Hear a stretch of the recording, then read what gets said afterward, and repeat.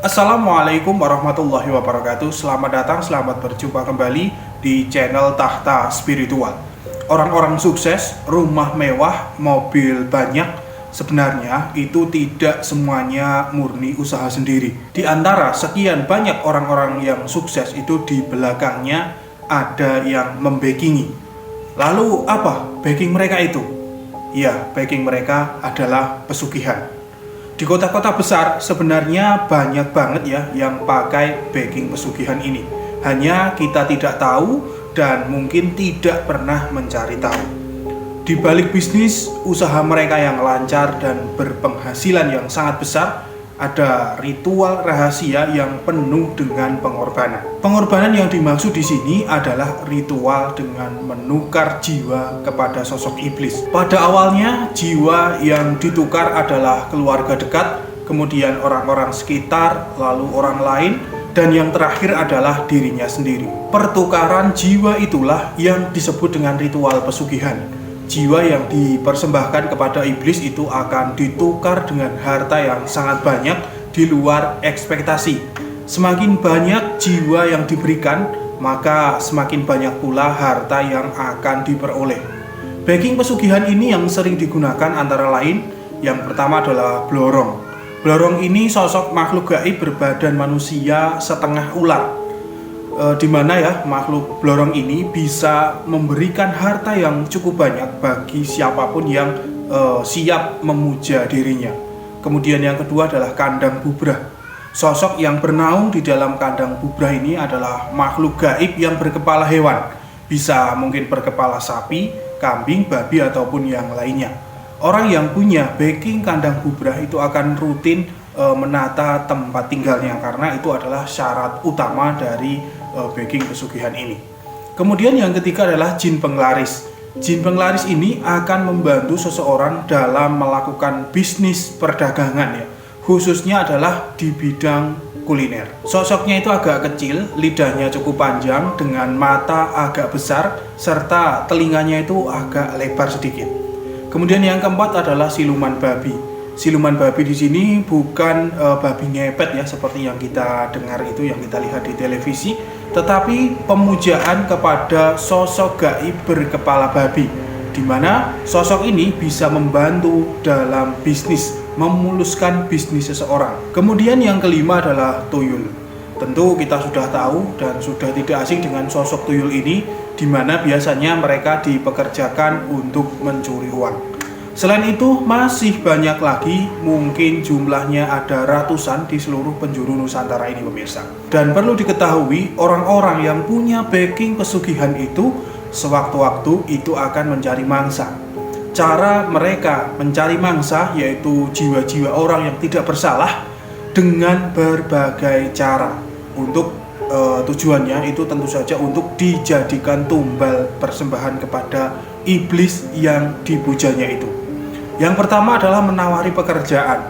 Seseorang itu akan ditawari pekerjaan yang mudah dilakukan, namun gajinya sangat tinggi dan mungkin banyak bonus yang diberikan. Yang kedua yaitu mengajak bisnis.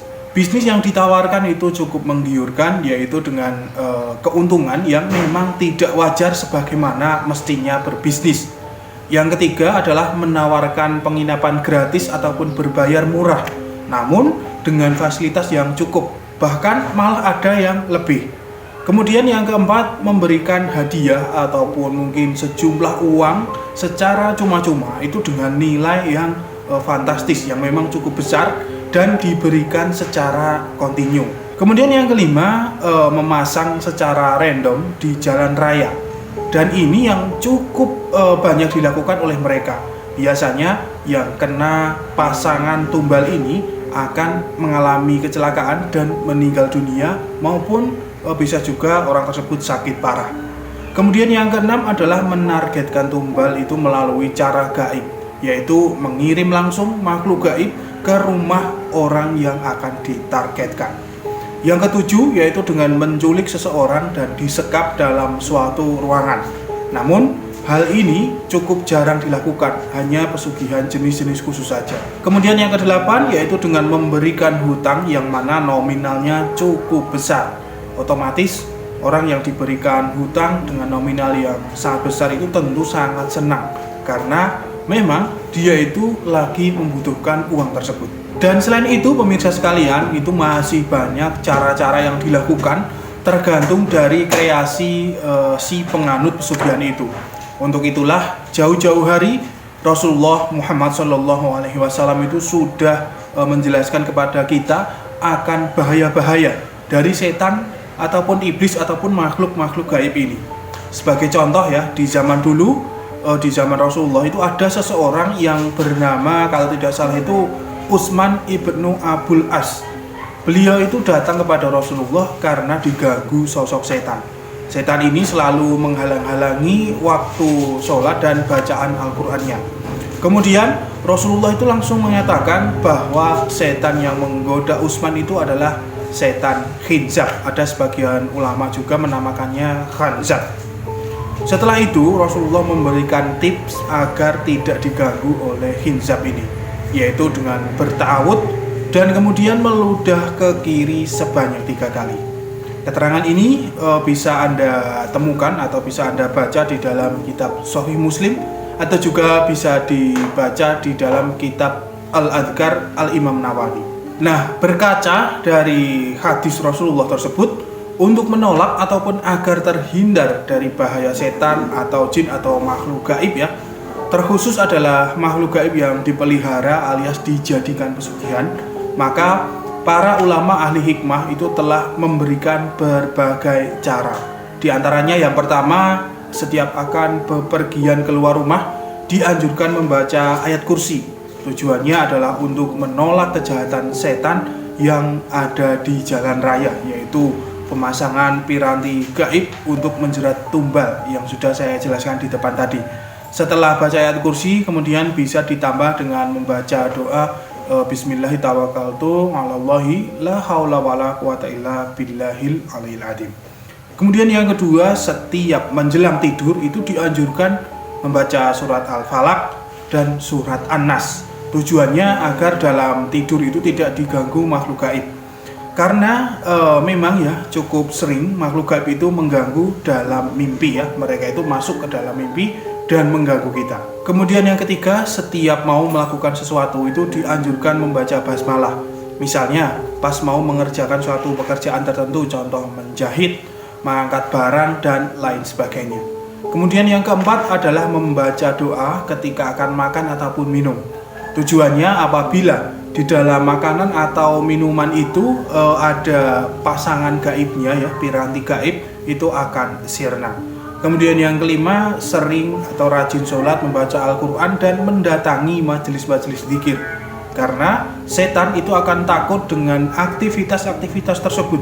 Mereka itu merasa panas. Yang ketujuh yaitu membawa azimat asma-asma Allah.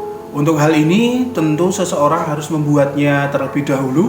Dan untuk membuat azimat ini dibutuhkan keilmuan ya. Nah, bagi yang sangat sibuk dengan pekerjaan ya, tidak sempat belajar ilmu hikmah untuk membuat azimat ini, kami sediakan beberapa azimat yang telah diruqyah, diasma maupun didoakan. Nah, azimat yang kami tawarkan yaitu diantaranya adalah gelang tridatu ya, seperti ini. Gelang ini dibuat dari benang tridatu. Kemudian kami asma, kami ruqyah, kami berikan rajah di sini. Ini rajah terbuat dari kulit. Nanti Anda tinggal memakai gelang ini saja.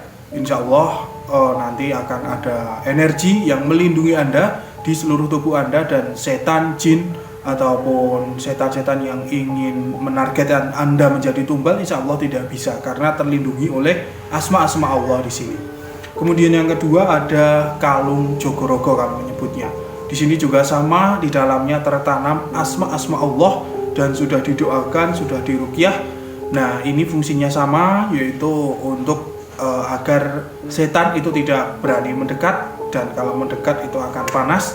Kemudian juga bisa untuk memperkuat badannya menjadi lebih kuat, cocok untuk bekerja keras. Kemudian juga menambah aura. Kemudian juga nanti bisa untuk terlindungi dari mungkin senjata-senjata tajam yang ingin mencelakai Anda semuanya pemakai azimat ini. Nah, silahkan bisa Anda pilih yang sesuai ataupun yang serp bagi diri Anda. Kelebihan memakai azimat ini adalah adanya proteksi secara menyeluruh walaupun kita itu lupa berdoa. Terutama ketika kita berada di lokasi-lokasi yang banyak dipasang jeratan-jeratan tumbal pesugihan. Azimat ini insya Allah aman karena di dalamnya terselip asma-asma Allah yang agung dan rahasia. Bagi yang ingin pesan itu langsung saja nanti hubungi kontak kami via WA, ada di kolom deskripsi video ini. Dan kemudian hati-hati penipuan yang mengatasnamakan kami, cross check dulu dengan teliti apakah itu dari kami asli ataupun bukan ya. Nah, itu tadi pemirsa sekalian berbagai cara agar terhindar dari jeratan tumbal pelaku pesugihan. Sedialah payung sebelum hujan, bekali dirimu sebelum terjadi hal-hal yang tidak diinginkan. Kata pepatah itu mencegah lebih baik daripada mengobati. Saya Patih Nur Alam undur diri. Subhanakallahumma wa bihamdika asyhadu an la ilaha illa anta astaghfiruka wa atubu ilaik. Alhamdulillahirabbil alamin. Wassalamualaikum warahmatullahi wabarakatuh.